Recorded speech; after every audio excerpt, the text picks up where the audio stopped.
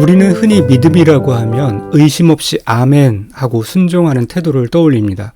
그래서 삶이 답답하고 기도가 응답되지 않을 때 하나님께 불평하거나 의심하면 내 믿음이 이것밖에 안 되나 하며 죄책감을 느끼곤 하죠.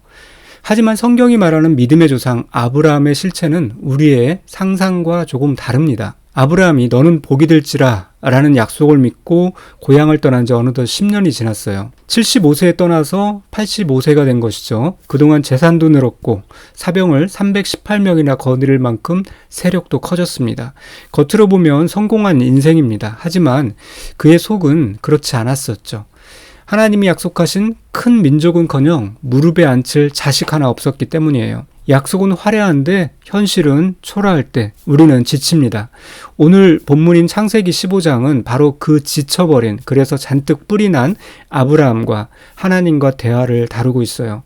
이 대화 속에 숨겨진 하나님의 놀라운 은혜를 함께 들여다보기로 하겠습니다. 하나님은 의기소침해 있는 아브라함에게 환상 중에 나타나 말씀하셔요. 아브라함아, 두려워하지 말라. 나는 네 방패요 너의 지극히 큰 상급이니라. 보통의 신앙 위인전이라면 여기서 감사합니다 주님 하고 엎드리는 장면이 나와야 할 것 같습니다. 하지만 아브라함의 반응은 싸늘하다 못해 가시가 돋쳐 있습니다. 그는 작심한 듯이 이렇게 쏘아붙이죠. 주 여호와여, 무엇을 내게 주시려 하나이까? 나는 자식이 없사오니 나의 상속자는 이 다메섹 사람 엘리에셀입니다. 자, 이 말을 요즘 말로 번역하면 이럴 거예요. 하나님, 방패고 상급이고 다 좋은데요. 그래서 지금 저한테 주시는 게 뭡니까? 10년 동안 자식 하나 안 주셨잖아요. 말만 거창하게 하지 마시고 내 현실을 보세요. 저는 그냥 제 종이나 양자로 삼아서 재산 물려주고 끝내려고 합니다. 자, 이렇게 아브라함은 하나님께 삐져 있는 상태예요. 하나님의 약속과 자신의 현실 사이에 괴리감 때문에 폭발한 것입니다. 자, 그런데 놀라운 것은 하나님의 반응이죠. 하나님은 건방지게 대드는 아브라함을 야단치지 않으셔요. 아니, 네가 감히 나를 의심해? 라고 버럭 화내지 않습니다. 대신 그의 답답한 마음을 아시고요. 그를 밖으로 데리고 나가십니다. 그렇게 하나님은 아브라함을 좁은 텐트 밖으로 이끄셨어요. 텐트 안에서는 자신의 늙은 몸과 부름인 아내 그리고 종 엘리에셀만 보였습니다. 즉 불가능한 현실만 보였던 거죠. 하지만 텐트 밖에는 다른 세상이 있었습니다. 하나님은 캄캄한 밤하늘을 가리키며 말씀하십니다. 하늘을 우러러 뭇별을 셀 수 있나 보라. 네 자손이 이와 같으리라. 자, 여기서 중요한 포인트가 있죠. 지금 아브라함의 상황은 1초 전과 달라진 게 없어요. 여전히 늙었고 여전히 자식이 없습니다. 달라진 것은 오로지 시선입니다. 땅을 보며 한숨을 쉬던 그 시선을 들어서 크신 하나님이 만드신 우주를 보게 하셨어요.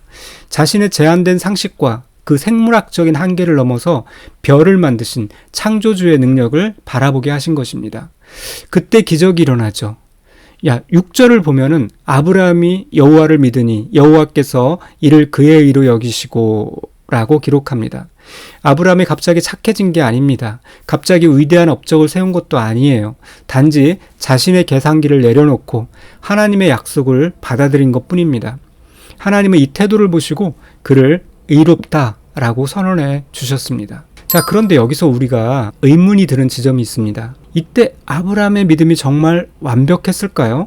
성경을 조금만 더 읽어보면 그렇지 않다는 것을 알게 돼요. 바로 뒤이어서 아브라함은 내가 이 땅을 받을 증거를 내게 보여달라며 또 징징거리기 시작합니다. 하나님은 쪼갠 고기 사이로 횃불이 지나가게 하시며 목숨을 건 계약까지 맺어주시죠. 자, 그뿐인가요?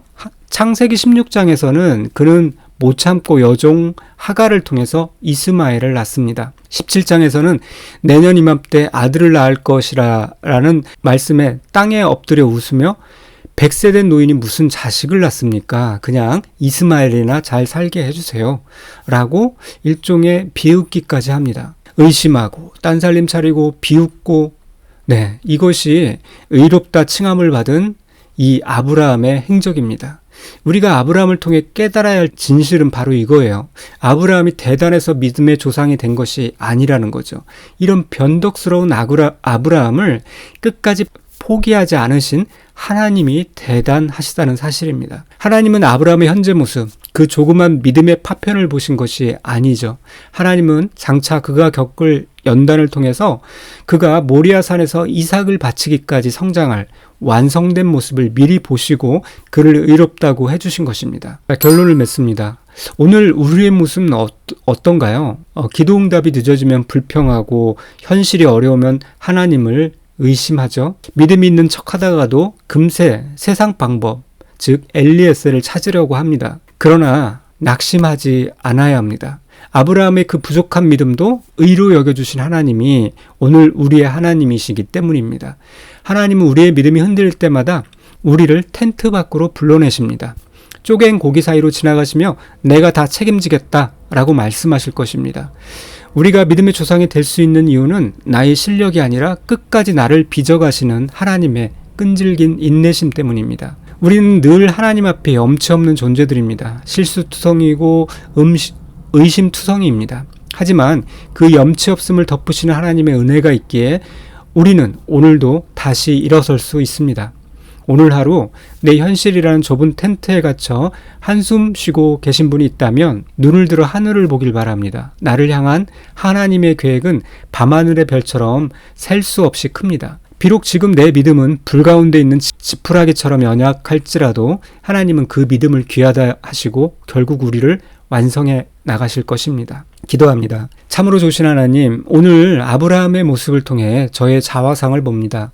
약속을 받았음에도 기다리지 못해 불평하고 끊임없이 대안을 찾아 헤매는 연약한 믿음이 바로 저의 모습임을 고백합니다. 그러나 주님, 이런 아브라함을 책망하지 않으시고 밤하늘의 별을 보여주시며 그의 작은 믿음을 의로 여겨주신 그 은혜에 감사합니다. 우리의 실력으로는 믿음의 길을 완주할 수 없음을 압니다. 실수와 변덕이 죽을 듯 하는 저희를 포기하지 마시고 주님의 열심으로 우리를 빚어주시옵소서. 때로는 의심이 들고 낙심이 될 때마다 우리를 좁은 텐트 밖으로 이끄시는 주님의 손을 잡게 하시고 나보다 나를 더 잘 아시는 주님의 크신 계획을 신뢰하며 오늘을 견디게 하여 주시옵소서. 염치 없는 저희를 은혜로 덮으시는 예수님의 이름으로 기도드립니다. 아멘.